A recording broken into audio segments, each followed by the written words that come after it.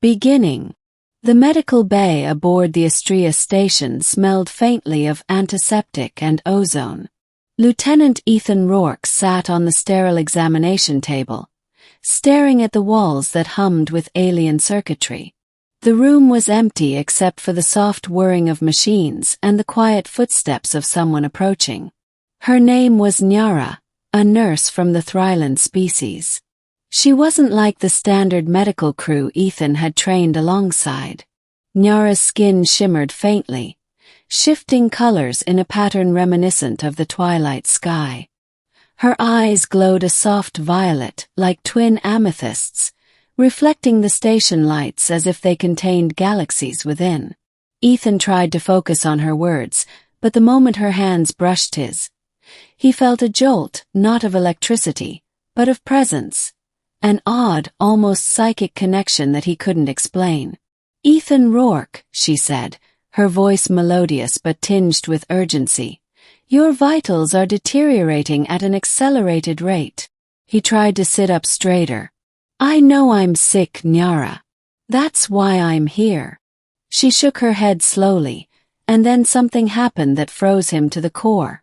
Her eyes filled with tears. "You are dying, human."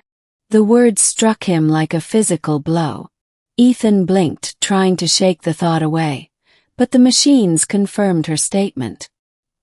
His energy levels were plummeting at a rate far faster than any human illness could explain. "But I'm only 32, he whispered. "This isn't supposed to happen."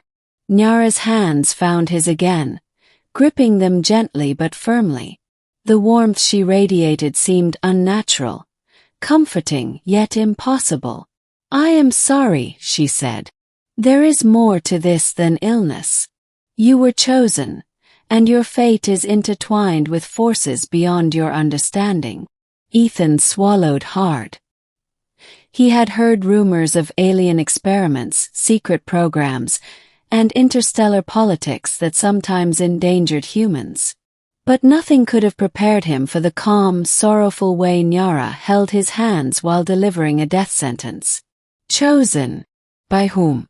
What are you talking about?"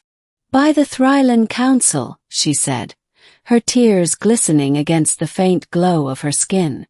"They've been monitoring your genome since you were born. Your body carries a rare energy signature, one that can stabilize a rift threatening this galaxy. But the process is failing. That is why you are dying." Ethan's head spun. "You're saying I'm supposed to save the galaxy, and I'm dying doing it?" "Yes," Nyara whispered. "And you have little time." Middle. Ethan could feel the weight of her hands. They were solid yet ethereal, calming yet terrifying. Her presence made his heart beat slower, steadying the panic rising in his chest. How can I help?" he asked, struggling to process the magnitude of her words. Nyara released one of his hands to produce a small, crystalline device.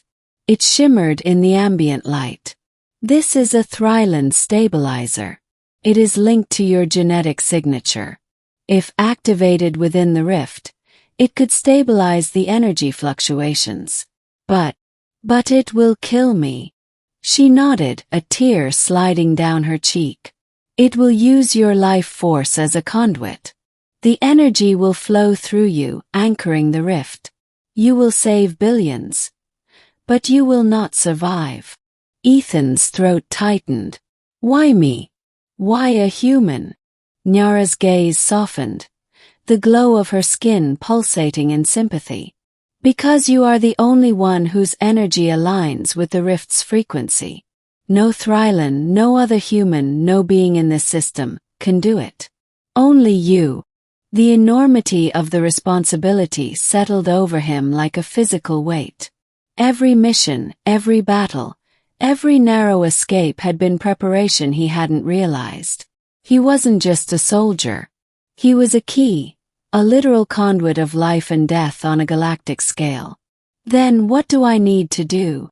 Nyara guided his hands to the stabilizer. Her palms radiated a soft warmth, her fingertips brushing his skin, sending waves of calm through his nervous system. You will channel your life energy into this device. Let the rift draw through you. Focus only on the flow. I will guide you. As he took a deep breath, Nyara's hand squeezed his. The subtle connection between them intensified, like a psychic tether anchoring him to something familiar in the storm of fear and adrenaline. I'm scared, he admitted, his voice cracking. Nyara leaned closer, her tears touching his skin like warm rain. It is natural to be afraid. But courage is not the absence of fear. Courage is acting in spite of it. Trust me, human. Trust yourself. The intercom blared. All personnel to command stations. Energy rift stabilizer ready.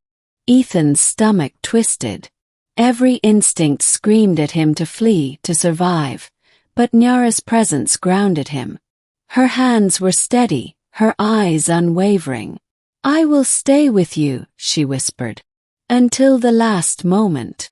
The shuttle to the rift was silent except for the hum of the stabilizer. Ethan lay on the support cradle, his body trembling as the energy pulses from the rift reached outward like fingers of lightning. Nyara remained by his side, holding his hand. The connection had deepened now. He could feel her memories. Visions of her people, of a home in the stars, of love and loss. And she could feel his, a lifetime of human experiences compressed into fleeting seconds of shared awareness. It's time, she said softly. Focus on the flow. Let it take you. He nodded, closing his eyes. The energy surged into him, almost unbearable in its intensity. His veins burned like molten light, yet he felt a strange clarity, a unity with the cosmos he had never known. He felt her there, guiding him, every pulse of her being synchronized with his. For the first time in his life, Ethan understood the meaning of true connection, of sacrifice, of trust, of love that transcended species. The rift roared. Tendrils of raw cosmic energy tore at the fabric of space, seeking release. Ethan poured himself into the stabilizer, his essence flowing outward. His body shivered violently, his vision a kaleidoscope of stars and colors. Nyara cried silently, her hands never leaving his. And then, it happened. The rift began to contract. The violent energy diminished, replaced by calm, harmonic resonance. A wave of relief swept across the galaxy that no one on the station could feel, except Ethan and Nyara. You did it, she whispered, tears flowing freely. His body grew weak, fading like mist in the morning sun. The energy he had channeled now anchored the rift permanently, but at a terrible cost. Nyara! His voice barely audible. Shoo! She murmured. You've saved them all. That is your legacy. Ethan's eyes fluttered closed, and for a brief moment, he could feel every living being he had protected, every star he had saved. And in that moment he understood. Dying was not the end. It was the transformation into something greater. Ending. When Ethan awoke, he was back on the station. The medical bay was quiet, the machines humming normally. He sat up slowly, disoriented, and for a moment panic gripped him. And then he saw her. Nyara stood at the bedside, glowing faintly, her hands hovering over his. But something had changed. Her tears were gone. Her eyes held a new depth, a mixture of relief, joy, and something indescribable. You're alive, he whispered.